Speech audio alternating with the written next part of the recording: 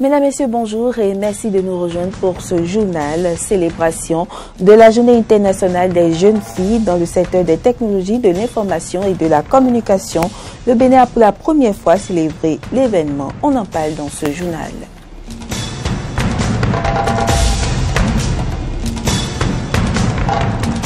Le 26 avril dernier, c'était la journée mondiale de la propriété intellectuelle. Qu'est-ce que la propriété intellectuelle? Est-elle connue au Bénin? Réponse dans cette édition. Et puis Raila Odinga, de nouveau candidat de l'opposition à la présidentielle kenyane. Il a été désigné ce jeudi.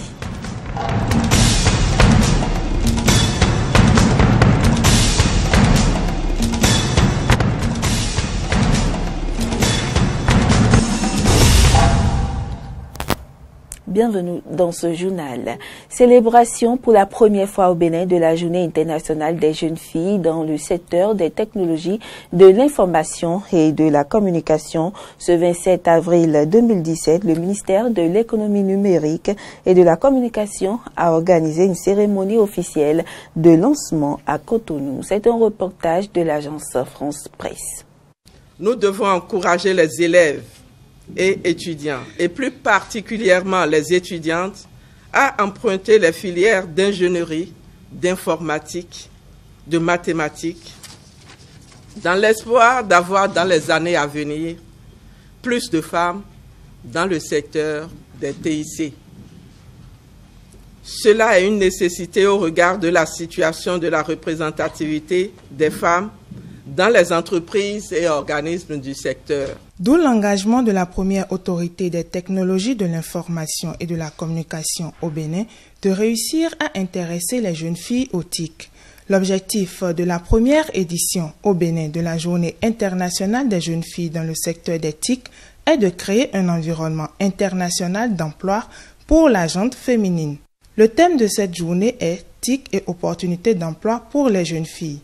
Ce thème cadre également avec le programme d'action du gouvernement qui ambitionne de créer d'importants postes d'emploi pour les jeunes en utilisant les TIC comme catalyseur du dynamisme économique. Le Bénin s'engage à encourager l'équilibre entre les femmes et les hommes dans le secteur des TIC. L'équilibre entre les femmes et les hommes dans le secteur des TIC est un défi moderne à relever et qui nécessite une synergie d'action entre les différents acteurs que sont les ministères, le ministère des TIC, de l'éducation, du travail, de la jeunesse, les entreprises du secteur des TIC, les établissements universitaires, les institutions concernées du système des Nations Unies, les ONG et d'autres parties prenantes. Les manifestations officielles de cette journée sont soutenues par les États membres de l'Union internationale des télécommunications dont le Bénin fait partie.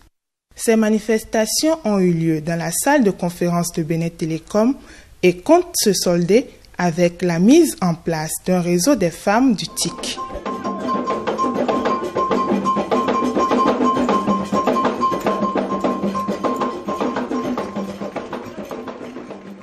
Vous venez plutôt de suivre un reportage de l'agence Bénin Presse en prélude à cette cérémonie officielle de lancement de la première journée internationale des jeunes filles dans le secteur des TIC. Le ministère de l'économie numérique et de la communication a organisé au profit des jeunes filles du lycée technique Koulibaly une journée de sensibilisation. On retrouve nos confrères de l'agence Bénin Presse. TIC opportunités d'emploi pour les jeunes filles, c'est le thème de la Journée internationale des jeunes filles dans le secteur des TIC. Le Bénin est à sa première édition. C'est dans ce cadre que le ministère de l'économie numérique et de la communication a organisé une conférence débat pour les élèves filles du lycée technique Koulibaly.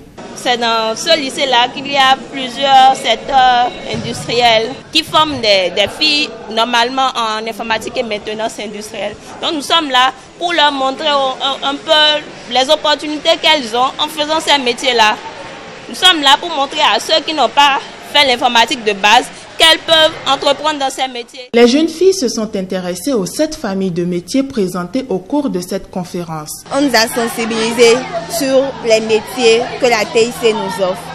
On a vu qu'on a 7 métiers, 7 grands métiers qui nous vont donner donc d'ici 5 ans plus de 90 millions d'emplois. J'ai plutôt aimé la communication et le marketing.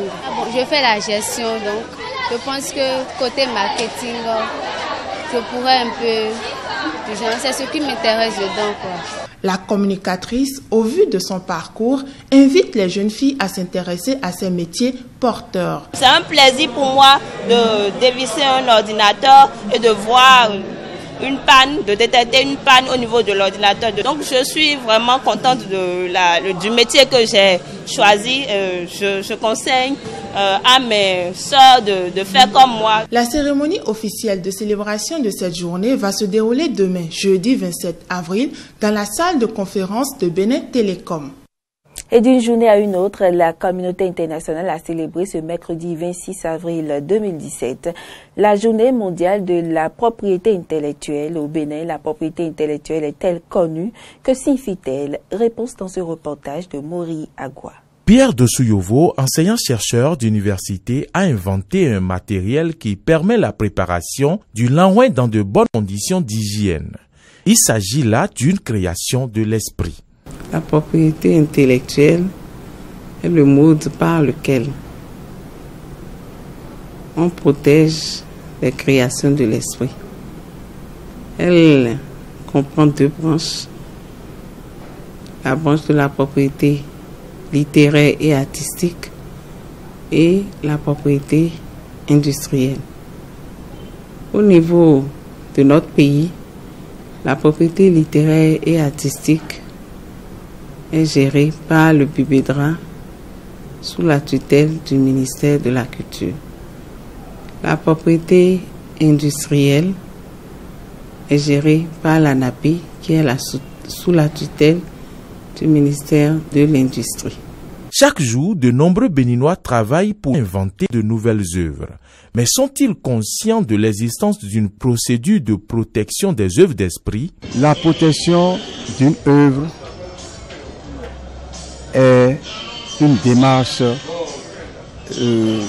conseillée, une démarche qui apporte à son initiateur une plus-value, une valorisation de ses œuvres d'esprit. Il est beaucoup plus connu du public que telle personne peut nous aider, peut nous apporter quelque chose de plus. Comment se porte alors la propriété intellectuelle au Bénin? La propriété intellectuelle au Bénin se porte à l'instar des pays membres de l'OAPI et le Bénin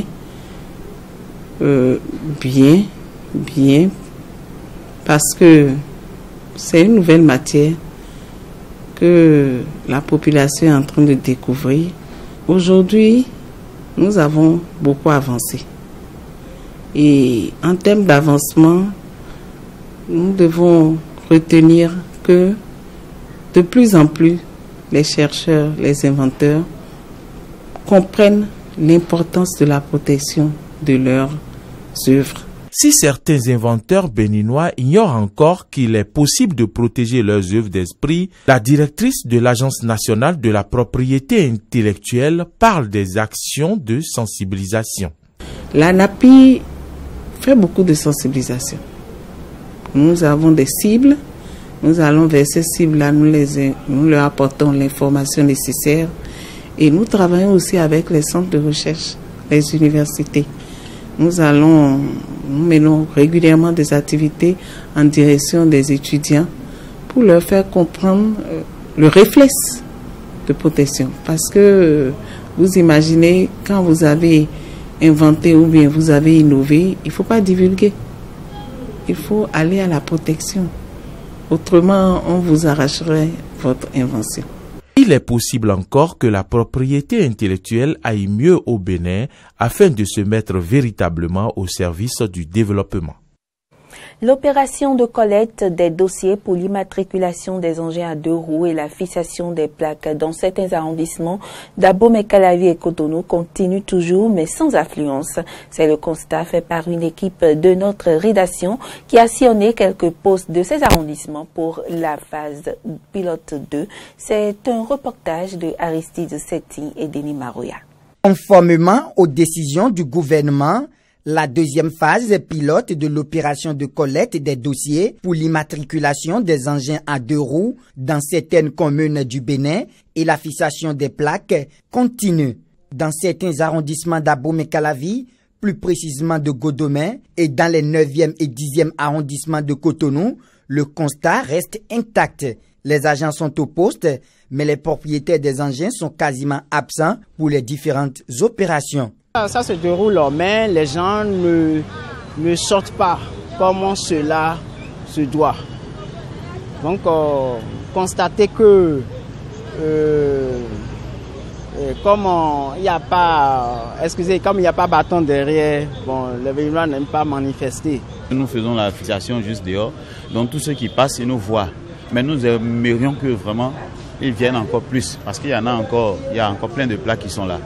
Les agents rencontrés n'ont pas manqué de lancer un appel formel aux propriétaires des engins à 2 roues. On exhorte tous les Béninois à remplir leur devoir civique tout en venant prendre leur plaque pour la sécurité des uns des autres. J'invite toute la population de Zogbo à venir faire fixer leurs plaques. Parce que toutes les plaques sont là, il faut qu'ils viennent les fixer. Mais nous voulons dire une chose, nous aimerions que les propriétaires eux-mêmes viennent avec leurs pièces d'identité pour faire la décharge. Dans le cas contraire, s'ils doivent envoyer quelqu'un pour leur représenter, ils leur font une procuration, genre sur une pièce d'identité photocopie du propriétaire. Le chef de poste de l'Agence nationale du transport terrestre du 9e arrondissement de Cotonou revient sur les dossiers à constituer pour obtenir la plaque minéralogique. Amène le papier, la douane, l'original de la douane de la moto et la photocopie de sa pièce d'identité légalisée et le papier d'achat. Quand il vient, on vérifie. Et si c'est au top, lui, on le prend en compte. 11 500. Mais si c'est mutation, ce n'est pas 11 500, c'est à 15 000. Si c'est la mutation, ça veut dire que il a acheté, la personne a acheté, il a encore revendu à un autre. Ça, c'est une mutation. Rappelons que la deuxième phase pilote de l'opération de collecte pour l'immatriculation des engins et la fixation des plaques dans les arrondissements prend fin ce vendredi 28 avril 2017.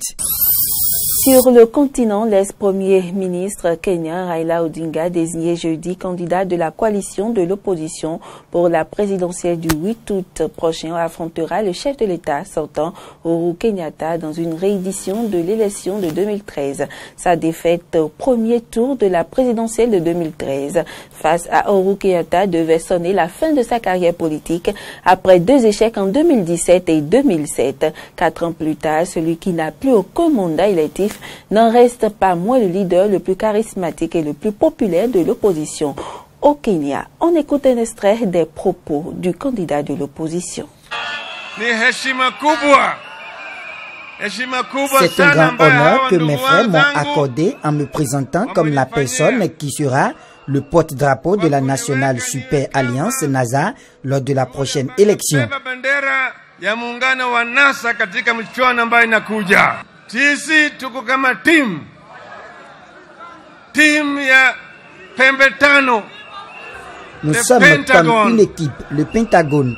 Ils m'ont donné le bras du capitaine, le bras muni, eux et tous les Kenyans avec qui nous allons marcher épaule contre épaule. Hiyo ambandi inaunganisha mimi na wao.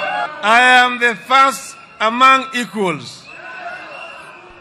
Je suis le premier parmi les égaux et l'accord que nous avons parmi les 5 d'entre nous a l'intention de changer le Kenya afin que nous puissions accomplir les rêves de nos fondateurs. ndoto ya uanzilishi wa taifa letu. Tumekubaliana ya kwamba hii serikali ambayo tunaunda, ambayo ni serikali ya mseto, nous avons convenu que le gouvernement que nous formons est un gouvernement transitoire et transformateur qui va plus nettoyer toute la saleté créée par Jubilé et l'évacuer dans l'océan plus.